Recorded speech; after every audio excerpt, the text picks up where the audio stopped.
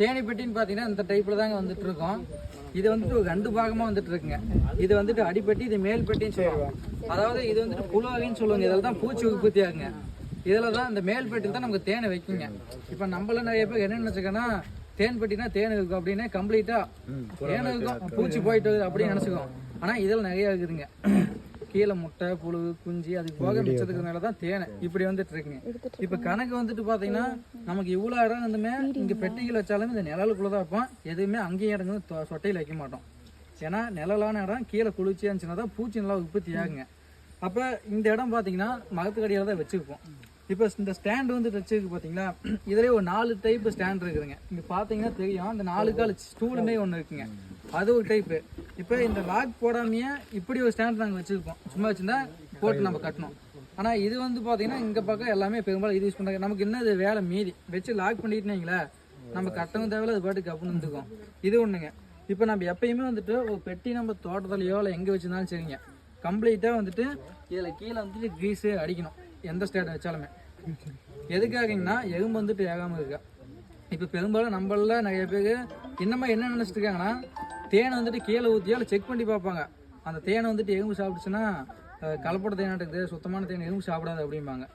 இப்போ நாங்கள் அரும்பாடு போட்டு ஏகப்பட்ட வேலை செய்யணும். ஸ்டாண்டுன்னு வச்சுட்டா கம்ப்ளீட்டாக கீஸ் அடிக்கிறது, எறும்பு பொடி போடுறது அவ்வளோ வேலை. ஏன்னா எறும்பு ஏறிடக்கூடாது. இது எதுக்காக ஏகுதுன்னா அந்த தேன் மனத்துக்கு தான் இருக்கும். போயிடுச்சுன்னா அளவுக்கு அதிகமாக எறும்பு ஆயிடுச்சுன்னா பூச்சி ஓடிடும். இதுமே ஆகும். பூச்சி பெட்டியில் அதிகமாக இருந்துச்சுங்கன்னா எப்பயுமே ஓடாதுங்க. கம்மியான எண்ணிக்கையில் இருக்கும்போது தான் சக்கரை தண்ணி கொடுக்கும்போதோ இல்லை தேன் எடுத்துகிட்டு பின்னாடி சிந்துங்க பக்கத்தில், அப்போ எறும்பு மோப்பம் பிடிச்சிட்டு வந்துடும். அது ஒரு பெரிய பிரச்சனை. அதனால் நம்ம பெட்டி வைக்கக்கூடிய இடம் வந்து பார்த்திங்கன்னா நிழலாக வந்துட்டு இருக்குங்க. தோட்டம் வந்துட்டு இல்லைங்க அப்படின்னா வீட்டுக்கிட்ட வந்துட்டு நிழலாக எதனா கண்டிப்பாக சப்போட்டா மகை ஏதாவது ஒரு நிலம் வந்துட்டு இருக்கக்கூடிய மகை வந்துட்டு இருக்குங்க. அடியில் வச்சுக்கணும். எப்பயுமே வந்துட்டு ஒரு பெட்டி வைக்கணும்னு வைங்களேன், மெயினாக வந்துட்டு கீழே சுத்தமாக இருக்கணுங்க. மெயின் சுத்தமாக இருக்கணுங்க. இங்கெல்லாம் நிறைய பேர் என்ன பண்ணி வச்சுக்காங்கன்னா பூண்டு மாரி வைக்கும், அதில் ஸ்டாண்டு வச்சு விட்றது, இல்லைன்னா கவனிக்காமல் விட்டுருப்பாங்க, செடியெல்லாம் வளர்ந்து போய்க்கும். இந்த பள்ளி என்ன பண்ணுன்னு கேட்டிங்கன்னா செடியை பிடிச்சிட்டு வந்து மேலே உள்ளுக்குள்ளே போயிடும். உடக்கா வந்துட்டு பார்த்தீங்கன்னா முன்னாடி உட்காந்துட்டு பூச்சி பிடிச்சி சாப்பிடும். இந்த பள்ளி வந்துட்டு அவங்க ஆராய்ச்சியில் என்ன சொல்கிறாங்கன்னா குறைஞ்சபட்சம் ஒரு நாளைக்கு 20 பூச்சி பிடிச்சி சாப்பிடும். அது எச்சத்தை உள்ளுக்குள்ளே போட்டிருக்கோம். இப்போ உடக்கா வந்துச்சுன்னா நம்மளை ஆளை கண்டதை ஓடிடுங்க, பள்ளி ஓடாது. இப்போ உடக்காய் வந்துட்டு ரொம்ப டிஸ்டர்ப் பண்ணிச்சுன்னா பூச்சி எல்லாம் சேர்ந்து கொட்டுறதுக்கு பார்க்கும். இந்த பள்ளி வந்துட்டு பார்த்தீங்கன்னா இந்த பெட்டி கலர்லேயே இருக்கும், தெரியவே தெரியாது உள்ளுக்குள்ளே போயிடுச்சுன்னா. பூச்சிக்கும் தெரியாது, ஆனால் கணிசமான அளவில் பூச்சி கம்மியாகிட்டே இருக்கும். இது ஒன்றுங்க.